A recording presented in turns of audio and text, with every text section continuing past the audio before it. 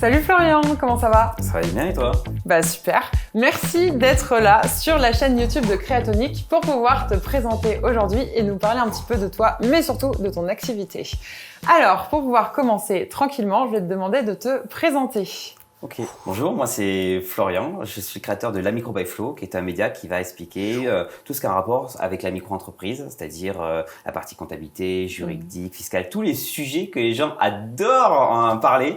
Moi je vais essayer de le vulgariser, le simplifier, de rendre accessible ça à la plupart des gens. Je fais ça sur mon site internet, lamicrobyflo.fr et les réseaux sociaux, Facebook, YouTube, Instagram. Tu es dans tous les réseaux sociaux. J'ai l'impression qu'à chaque fois que je passe d'un réseau à un autre, je vois Florian en énorme. J'essaie de m'éparpiller un peu partout pour toucher tout le monde. Donc, ouais, mais ça marche bien parce qu'au final, tout le monde a besoin des conseils sur la micro-entreprise. Les gens, comme tu disais, il y en a sur LinkedIn, il y en a sur Insta, ça change. Enfin, il y en a partout. Donc, tout le monde a besoin de tes conseils. Mais tu n'as pas toujours été en micro-entreprise. Il y a eu une époque où j'aimerais bien que tu nous racontes un petit peu du coup ton parcours, comment t'en es arrivé aujourd'hui à aider les micro-entrepreneurs à organiser leur entreprise. Donc, remontons un petit peu jusqu'au moment où tu étais salarié. Salarié, oh là là, le grand mot, le gros mot limite. Non, j'étais salarié dans une start-up suédoise, franco-suédoise. Donc, on était en Suède et on travaillait en France sur le marché de la micro-entreprise. Donc, il y avait des Français, etc. C'est juste qu'on était délocalisés en Suède. Et donc, on aidait les gens à créer leur propre micro-entreprise. C'était un service privé avec un logiciel de facturation. Et moi, je m'occupais de la partie réseaux sociaux, la stratégie de communication sur les réseaux sociaux. Et je connaissais déjà un peu le statut parce que j'avais connu un peu la start-up dans ses débuts, etc. J'avais fait mon premier stage là-bas et tout. Et je suis revenu quelques années dans cette start-up. Et là, ils m'ont dit, on a besoin de quelqu'un pour la communication. Et là, j'ai fait grandir une communauté d'indépendants, donc de micro-entrepreneurs, jusqu'à peu près 110 000 micro-entrepreneurs. Et le truc, c'est qu'à force de répondre, de faire du contenu sur la micro-entreprise, de répondre aux gens, etc., tu t'imprègnes tout ça. Et j'étais salarié. Et en plus de ça, j'ai créé ma micro-entreprise en France. Donc, j'avais vraiment le statut salarié suédois, micro-entrepreneur français. Et je répondais aux gens sur des problématiques que j'avais moi aussi en micro-entreprise. Donc, ça m'a permis vraiment de voir tout le scope de la micro-entreprise. Et de tout connaître sur le bout des doigts. Exactement, parce que à la base, quand on communique quand on va contacter des boîtes sur les réseaux sociaux, on tombe souvent sur le community manager qui lui n'est pas un spécialiste du produit ou du service. Il va souvent transmettre ce qu'on appelle le support client. Mais moi, je voulais pas. Moi, je voulais savoir, je voulais comprendre comment ça marchait. Donc, j'allais sur les textes de loi. Je me dis tiens, comment apprendre une langue? Je vais sur le texte de loi et je me suis dit tiens, si j'ai la réponse assez rapidement. J'ai juste à donner ça, les gens sont contents, c'est des réponses on est assez réactifs et voilà, ça marchait tellement bien qu'au moment, c'est moi qui répondais aux gens, je leur dis il faut faire ci, il faut faire ça et tout, les gens adoraient et je me suis imprégné de tout ça donc ouais. Du coup, au moment où tu as quitté cette boîte, tu t'es dit vas-y, je continue à répondre à tout le monde. Tu n'as pas eu une envie de faire un autre boulot ou de chercher autre chose. Tu t'es vraiment dit c'est le moment de créer la Micro by Flo et on y va. Alors même pas. Alors le plus marrant, c'est que quand j'ai quitté la boîte, donc je suis rentré en France. Et c'était pour me dire, j'avais un background, j'avais fait 5 ans dans le social media. Je me suis dit, je vais me lancer en tant qu'indépendant sur aider les boîtes à communiquer sur les réseaux sociaux et surtout à fédérer des communautés. Parce que ça, c'était mon dada. En plus de la micro-entreprise, c'était surtout de fédérer des communautés. J'avais eu Facebook qui m'avait contacté. J'avais été payé par Facebook pour animer des webinaires sur la fédération de communautés et tout. Et je me dis, ça va être mon truc. Je rentre en France, je vais voir des entreprises, alors, en mode freelance, je vais voir des entreprises, je prospecte, et puis les entreprises, ils me regardent en disant, ouais, mais on vous connaît pas, vous êtes d'Albert, vous étiez salarié, derrière vous deviez avoir une équipe et tout, donc c'est pas vous en tant que freelance. Okay. Et moi, du coup, ouais, mais je gérais quand même 100 000 personnes derrière, oui, mais bon, c'est une boîte derrière, c'est pas vous tout seul. Et ça a pas trop marché, et je me suis dit, je vais faire un petit blog sur la micro-entreprise. Je lance un petit blog et là, en termes de visite, ça explose. Et je me dis, il y a un truc. Du coup, je pense que les gens préfèrent quand je parle de micro-entreprise. Et ce blog a bien fonctionné quand il y a eu le Covid. J'aidais les gens, je répondais gratuitement aux gens.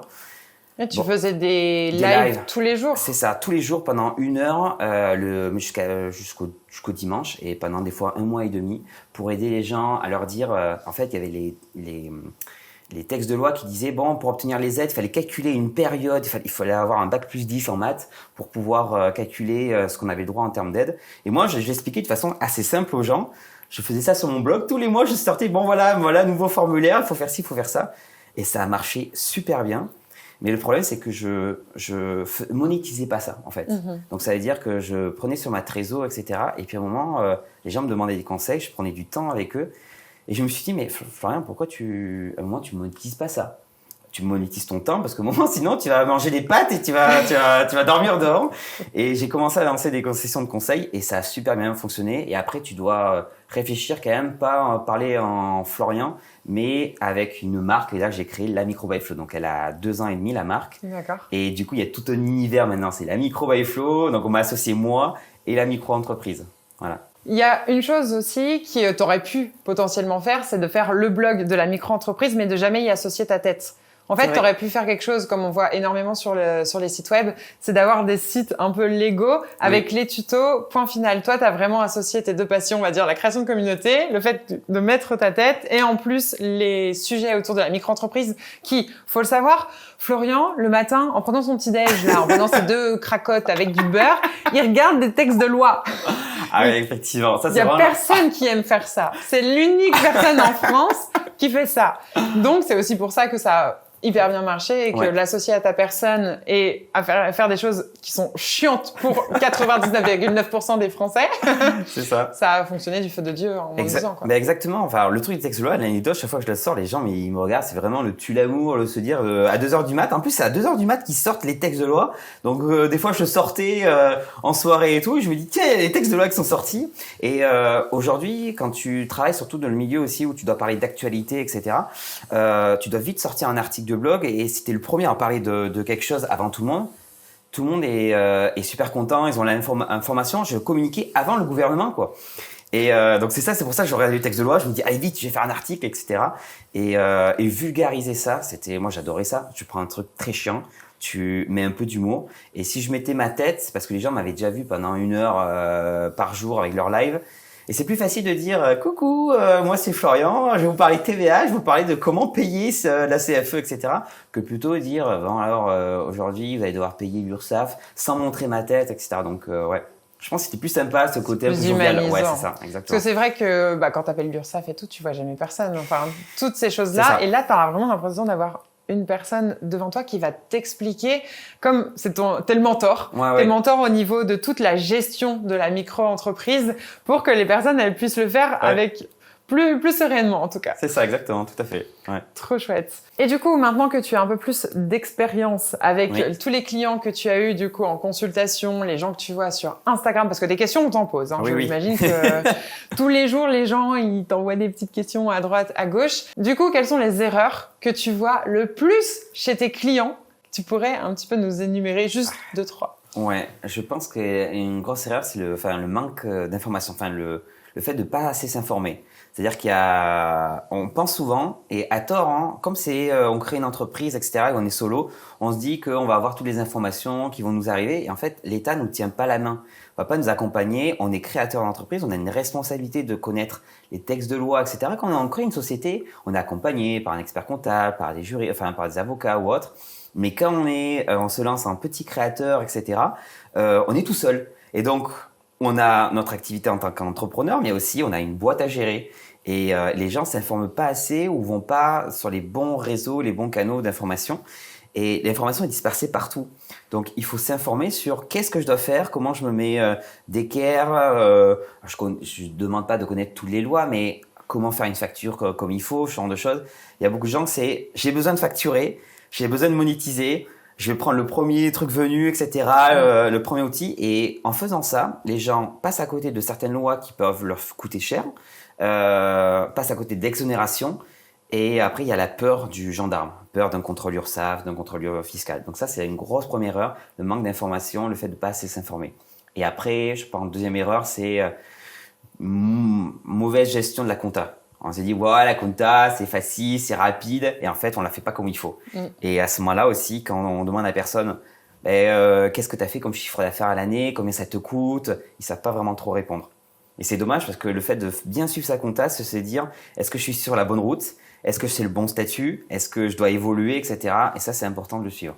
Ouais, quand on commence en micro, moi, personnellement, c'est ce que j'ai fait aussi. C'est genre un statut pour pouvoir toucher de l'argent légalement. Ça, exactement. Et puis tout le reste, on verra plus tard. Exactement. Quoi. Mais c'est vraiment une grosse erreur que la plupart des gens font. Alors après, il y en a des plus stressés que d'autres. Oui. Donc il y a les stressés qui vont essayer de tout bien cadrer dès le début, qui en fait est une bonne chose, et ceux qui attendent 2, 3, 4 ans... Mais c'est ça, et surtout, ces gens-là, en fait, ils ont ce qu'on appelle la phobie administrative, et ils se disent, ils procrastinent en disant, je vais attendre, j'ai appelé un gendarme, mais vraiment, au début, si on se lance, on se dit, je prends une demi-journée, voire 2 demi-journées, à me poser en disant, qu'est-ce que je dois faire, comment je dois mettre d'équerre, l'outil, les mentions légales. Une fois que c'est fait, après, c'est une routine et il n'y a plus besoin de s'en préoccuper, ou alors c'est juste de faire un peu de veille sur les nouvelles lois. Mais en fait, ça prend vraiment pour moi 2 demi-journées, se poser en disant comment je vais facturer comme il faut, quel outil je vais utiliser. Et une fois que c'est fait, c'est bon. Mais tu te concentres surtout sur ton métier principal. C'est ça, tout à fait. Parce que c'est déjà tellement compliqué de se lancer en tant qu'indépendant, d'avoir son métier principal, à côté faire sa communication, publicité, d'aller trouver des clients, de gérer l'administratif, tous les documents qu'on peut avoir à côté. Comme tu dis, c'est une charge mentale énorme. Oui. Et chez les créatifs, je sais que c'est beaucoup plus simple de se concentrer sur ce qu'on sait faire. De toute façon, dans tous les métiers, c'est la même chose. Oui. Donc, comme tu dis, on prend une journée, une demi-journée, on fait tout, et après, une fois que les factures, les devis, les papiers, les CGV ou je ne sais quoi sont posés, on n'y touche plus. Exactement, il n'y a plus besoin, en fait, il n'y a pas ce truc de... Alors, des fois, quand il y a des cas précis en disant je vais facturer à l'étranger, comment ça se passe? Ok, là, on se repenche un peu dessus, mais au début, se dire, ok, comment ma facture devrait être faite? Ou une checklist en disant, est-ce que je dois prendre une assurance? Est-ce que je dois passer à ma retraite? Ou des choses comme ça. Une fois qu'on a fait ça, c'est un peu comme partir à l'aventure. On se dit, bon, on fait un peu la liste des équipements que je dois avoir, parce que si un jour tu fais une randonnée, tu dis, t'as pas pris les bonnes chaussures, etc. Et bien, en moitié de ta randonnée, tu commences à avoir mal aux pieds ou tu vas te blesser. Et c'est pareil, moi, je prends le même principe. Bah, c'est sûr que tu peux toujours te racheter des chaussures en pleine randonnée, tu vois bien. Mais quand tu as un contrôle URSSAF, je sais pas si c'est déjà arrivé à certains de tes clients d'avoir un contrôle. J'imagine que c'est assez lourd et c'est surtout du stress en plus alors que t'es à fond dans ton activité. Oui, des contrôles. Alors, j'ai eu des clients qui ont eu des contrôles. Certains qui sont très bien passés parce que si la personne montre qu'elle est un peu au fait de certaines lois, etc., ou où il y a une micro-compta, encore ça va, ça facilite le contrôle. Par contre, il y a des gens, c'est à droite à gauche, d'un compta qui est sur du compte personnel, du compte professionnel. Là, le problème, c'est que l'URSSAF va gratter et se dire, il y a un trou ici, on va essayer de chercher, et ils vont dérouler la pelote de laine et ils se rendent compte. Après, c'est du stress. Alors après, l'URSSAF sont pas là pour taper sur les doigts, ils vont quand même rappeler la loi et ils vont laisser un délai pour se remettre d'équerre. Mais bon, ce délai, on veut pas avoir ce stress de délai avec l'URSSAF. Autant le faire, se prendre une demi-journée et se dire tiens, que plutôt se dire l'URSSAF est derrière mon dos quoi. Donc prendre un peu de temps. Et c'est quoi la pire erreur que quelqu'un peut faire en se lançant en micro-entrepreneur sur la gestion de son entreprise indépendante? Alors, je pense que la première, mais c'est l'erreur du choix du statut juridique.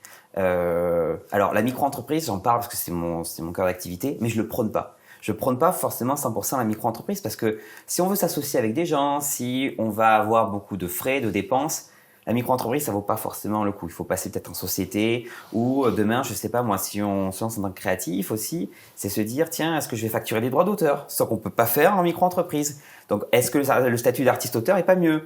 Donc, c'est s'informer, se dire en fonction de ma situation, quelles vont être mes charges, quelles vont être mes dépenses, quels vont être mes besoins en termes de rémunération. Est-ce que je vais m'associer et pas réfléchir sur l'instant T, réfléchir aussi sur 1 an, 2 ans, etc.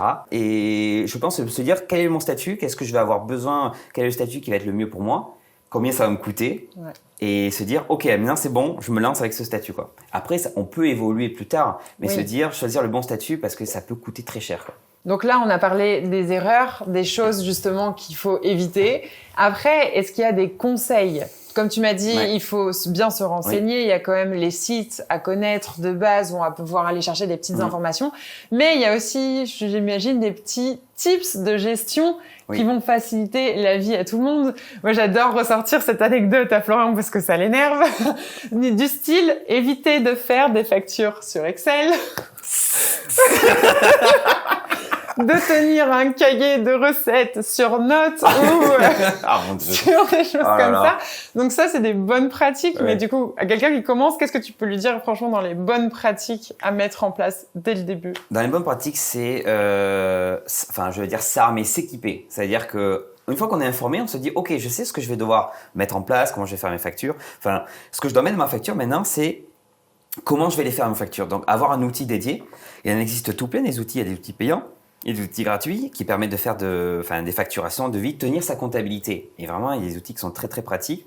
Et pareil, se dire plus tard, est-ce que pour la retraite, est-ce que je dois prendre une assurance? Et donc, s'armer, s'équiper, je pense en termes de conseils, ça a un coût. Certes, certains sont gratuits, certains sont payants, mais c'est du stress en moins. Si un accident, avoir une assurance qui te coûte 10 à 15 euros par mois, un jour que tu as un problème, tu as un dégât que tu as causé à ton client, et que ça va te coûter peut-être 10 000 euros, 7 000 euros, tu es bien content de payer 10-15 euros ton assurance tous les mois. Donc, il y a beaucoup de gens qui ne vont pas prendre une assurance en disant « ouais, ça va aller », et le jour où il arrive quelque chose.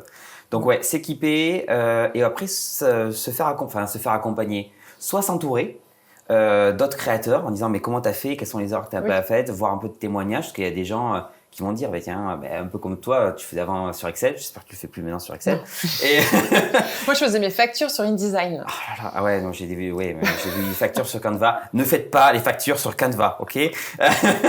Donc, mais voilà, parce qu'il y a plein de mentions. Il y a des gens qui, alors, une anecdote quand même qu'on m'a sortie, c'est Florian, moi je fais mes factures sur Canva, mais t'inquiète, elles sont très jolies. J'ai dit, mais oui, très jolies, c'est une chose, mais est-ce qu'elles sont aux normes, est-ce qu'elles sont légales? C'est pas la même chose, quoi.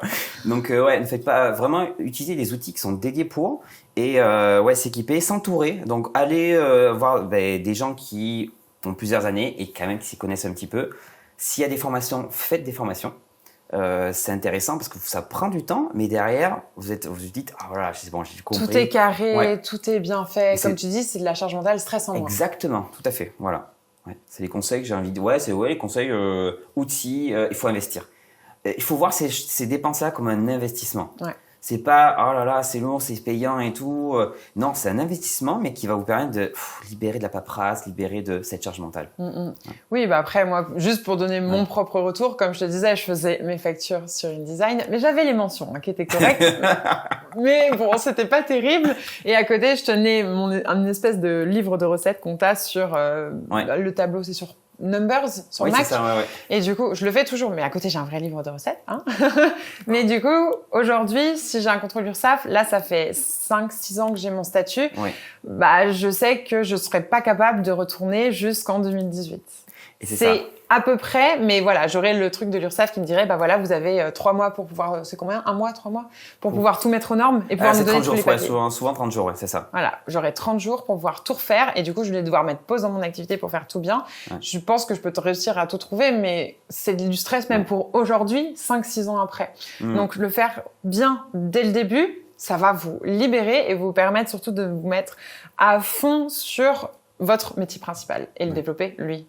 Et même le fait, même en termes de conseils, je veux dire, le fait de aussi se former sur à la fois l'administratif, c'est une chose, mais aussi la partie commerciale. Je vois beaucoup de gens, mais surtout dans l'univers créatif, c'est qui n'osent pas facturer des acomptes, qui démarrent des missions et après le client ne paye pas. Ah, on a fait déjà 4 jours, 1 semaine, 2 semaines de mission et j'ai pas facturé d'acompte, comment je fais? Ou alors savoir, j'ai rien à payer.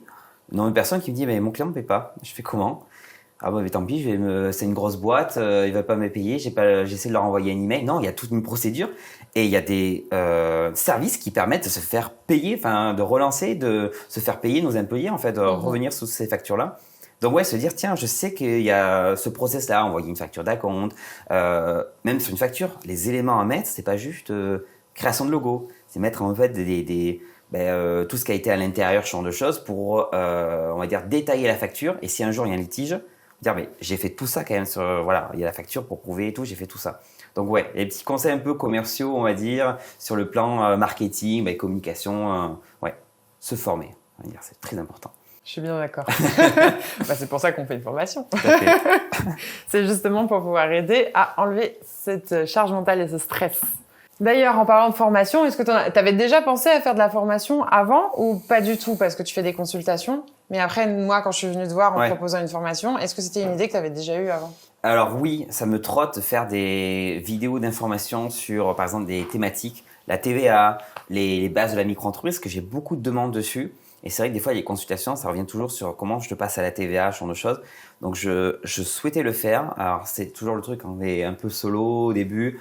On a tellement de projets, on est un peu à droite à gauche. Mais ça, c'est quelque chose que j'ai envie de faire. Le problème, c'est que ça évolue tellement vite, les statuts, enfin, les plafonds, etc. et tout, les nouvelles lois. quand tu lances une formation, après, il faut la remettre à jour, ce genre de choses, et ça prend du temps. Donc ouais, je préfère encore des fois intervenir dans des webinaires ou autres chez d'autres communautés, ou là, dans ce cas, faire une formation un peu dédiée, que pour l'instant, prendre la charge, le faire de mon côté. Ça viendra, mais je pense que je commencerai par thématique. La TVA, la compta, la protection sociale. Comme ça, les gens pourront dire, tiens, j'ai envie de voir ce truc spécifique, ou alors les bases, quoi. Ça viendra. Oui, parce que là, ce qu'on va faire, c'est faire une globalité pour vraiment kickstarter son entreprise. Bien démarrer un chapeau de roue. Exactement. On va faire les bases ciment et après, les gens pourront effectivement aller encore plus loin. Mais si déjà tu as la base de la base pour pouvoir bien commencer, c'est déjà très cool pour les premières années. Moi, je trouve ça vraiment, vraiment chouette. Et comme tu dis, une charge mentale en moins qui est énorme, quoi. Et du coup, est-ce que tu as des anecdotes à nous raconter avec tous les clients que tu as vus? J'imagine que tu en as pas mal sur justement la gestion de leur micro-entreprise. Alors, j'en ai une qui, chaque fois que j'annonce ça, les gens me disent « mais j'étais pas au courant parce que c'est pas indiqué à droite à gauche ». Ou alors c'est sur le site de Pôle emploi, mais caché, je sais pas si c'est fait exprès ou pas. Il y a une possibilité de cumuler 100% le chômage avec la micro-entreprise ou avec un autre statut. Donc, ça peut être aussi, je pense, avec l'artiste-auteur. Il faudrait vérifier, mais normalement, en principe, oui. En fait, si l'entreprise a été créée avant la rupture conventionnelle, donc il faut quand même pouvoir bénéficier du chômage, etc., et qu'on a fait du chiffre d'affaires, quand on va s'inscrire à Pôle emploi, on va dire « Coucou Pôle emploi, j'avais mon activité salariée. Je l'ai perdu, dommage, mais j'ai gardé une activité non salariée, donc la micro-entreprise ou l'artiste-auteur. Donc, je suis en situation de cumul total. Parce qu'en principe, quand on a le Pôle emploi, plus on gagne en chiffre d'affaires, moins on reçoit de chômage. Donc voilà, ça c'est le principe de base. Mais avec ça, on reçoit 100% du chômage. Il y a beaucoup d'experts comptables qui disent « Ouais, mais pour ça, il faut passer en société. » Pas forcément. En micro-entreprise, ça marche très bien. Et quand j'ai fait un article qui en parlait, il y a des gens qui m'ont dit « mais Pôle emploi m'a jamais dit ça !» Et je leur dis « ce que tu vas faire, c'est que tu les contactes avec ces textes de loi, etc. » Il y a des gens qui ont récupéré 7 mois de chômage, 7, 8 mois de chômage. C'est quand même pas rien. Ouais, c'est ça, exactement. Et donc, du coup, ils m'ont dit « oh ouais, mais merci beaucoup, j'ai pu récupérer ça. » Alors, il y a quand même des conditions. Je lui dis faire du chiffre d'affaires et après, il y a une possibilité de perdre une autre aide qui s'appelle l'ACRE. Donc, avant de se lancer dans ça, créez pas tous l'entreprise avant la rupture conventionnelle parce qu'il faut quand même vérifier certaines conditions. Et on perd aussi certaines d'autres aides, notamment l'ACRE par exemple. Mais ça, c'est quand même quelque chose à savoir et qu'on voit pas directement. Et Pôle emploi, certains conseillers ne le savent pas. Donc, c'est pas leur faute, mais parce qu'il y a tellement de choses à savoir. Oui. Donc, il y avait ça. Et une deuxième anecdote, un peu encore en rapport avec l'argent, parce que c'est le nerf de la guerre pour beaucoup de créateurs qui se lancent. Il existe des exonérations partout. Des exonérations de CFE, par exemple, en fonction de l'activité, en fonction aussi de où est-ce qu'on est implanté. Et aussi une exonération en fonction de notre chiffre d'affaires. Et il y a des gens qui me disent, mais moi, je fais cette activité-là, je peux avoir une exonération? Je dis, ben oui. Et elle me dit, mais ça fait 3 ans que moi, je paye la taxe. Je dis, mais tu devrais pas la payer. Et donc, du coup, je dis, mais ce qu'on va faire. Et c'est ça, le truc, c'est que cette personne-là est allée voir les impôts. Je devrais pas payer. Et les impôts ont dit, ben si. Du coup, je leur ai proposé, mais on donne le texte de loi. La loi, enfin, c'est pas le pouvoir. La connaissance, c'est le pouvoir, j'ai envie de dire. Parce que c'est incroyable. La personne est venue avec le texte de loi en disant, vous devez m'exonérer. Elle s'est fait rembourser 3 ans de CFE. Donc, entre 250 et 350 euros en moyenne à CFE, x 3. C'est bien, en fin d'année, on est bien content pour Noël, passer un bon Noël. Et c'est ça le truc, c'est qu'on est obligé d'aller gratter les informations et de pouvoir récupérer nos droits. Donc ouais, ce sont des anecdotes et des gens qui m'ont dit, mais grâce à toi, j'ai pu récupérer de l'argent, etc. pour pouvoir financer mon projet, ce genre de choses. Et voilà, il y a plein de petites anecdotes comme ça où des gens ont pu continuer leur activité, ont pu récupérer les droits et ça, j'adore avoir ce genre de retour, quoi. Donc, ouais, d'ailleurs, je voulais en parler, ça aussi de ton ressenti par rapport à ce que tu fais aujourd'hui. Enfin, toi, ta motivation première, c'est d'aller aider ces personnes à lancer leur entreprise, lancer leur projet. Et j'imagine que sur tous les retours clients que tu dois avoir, parce que t'es quand même hyper bien informé, comme tu dis, des fois plus que Pôle emploi ou URSSAF, mais après, c'est normal, ils ont tellement de choses déjà à gérer qu'ils peuvent pas penser à tout ça. T'es vraiment la bible des micro-entrepreneurs en particulier, mais même des autres statuts un petit peu autour, puisque tu connais un petit peu. Donc, j'imagine que quand les gens ils te font des retours en disant que tu leur as aidé, toi, ça te... Mais j'ai eu des retours vraiment émotionnels. Enfin, comme je l'ai dit, pendant le Covid, j'avais mon petit blog et je me rémunérais pas. Et j'ai ma communauté, enfin mon audience qui m'a fait 2 cagnottes pour me... Ouais, ça c'est une de 1700 €, là je pense c'est des 2200 €, pour me dire mais on te remercie. Et pendant le Covid, il y a eu le confinement, les gens ne savaient pas du tout s'ils pouvaient travailler, il y a eu les différents couvre-feux. Donc moi je faisais mes petites vidéos dans mon canapé où je disais bon alors coucou les hello les micros, je vous explique un peu comment ça se passe. Et j'ai des gens, même encore aujourd'hui, donc plusieurs années après, qui me disent Florian, t'as rythmé nos repas de famille. Et grâce à toi, j'ai pu nourrir ma famille. Et quand tu vois ce genre de choses, tu te dis, mais waouh. Et certains me disent, je continue à vivre mon activité grâce à toi. Et ça, waouh, je suis trop content. Parce que l'entrepreneuriat, c'est pas forcément pour tout le monde. Il y en a qui sont très bien au salariat, il y en a qui sont très bien à avoir une petite passion à le côté, etc. Mais quand tu vois quelqu'un qui se dit, mais je gère mon temps, j'ai plus de temps pour ma famille, plus de temps pour moi, je vis de mon activité, etc. Même s'ils ne gagnent pas des milliers, des cents, ils disent mais je me sens mieux et je suis content de faire ce que je fais et là je suis trop heureux, moi je me dis c'est mission réussie quoi, donc voilà. Alors, franchement je suis content.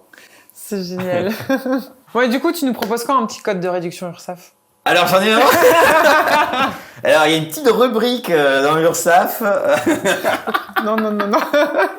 Je donnerai le code dans la formation. Mais t'avais pas essayé à un moment de faire un partenariat? C'était pas avec l'URSSAF, c'était avec une autre boîte de l'État, avec la CIPAV. Oui, je suis en contact avec la CIPAV et j'aimerais bien, si les gens de l'administration, gouvernement voient cette vidéo, mais j'aimerais bien pouvoir faire le lien en fait, faire un peu le délégué de classe des micro-entrepreneurs, parce qu'aujourd'hui il y a tellement de remontées à faire.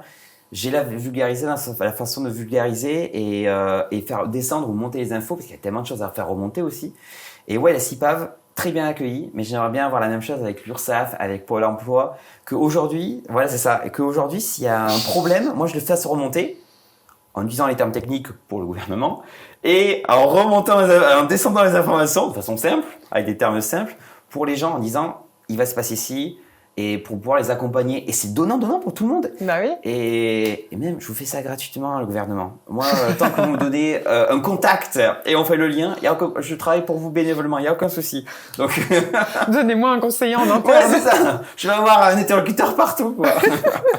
Ça pourrait être trop chouette. Ça serait tout. Je te le souhaite. Bah, en tout cas, voilà. Petite bouteille à la mer. S'il y a quelqu'un qui passe par là, qui a envie de contacter Flo, contactez-moi. Vous avez du coup tous ces réseaux juste en dessous en description. N'hésitez pas.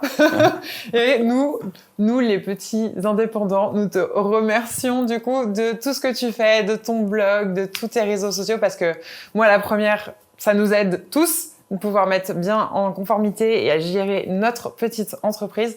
Donc, merci Florian pour tout ce que tu fais, pour tout ton contenu, payant et gratuit. Et merci beaucoup. Eh bien, merci pour l'invitation et puis à très bientôt. Merci beaucoup. Comme j'ai dit juste avant, vous avez tous les liens juste en dessous dans la barre de description, avec la page de prévente et de vente de Florian, avec tous ses réseaux sociaux, le site web Créatonique. Vous avez tout en barre de description. N'hésitez pas à vous abonner pour voir le reste des interviews des professeurs et je vous dis à bientôt.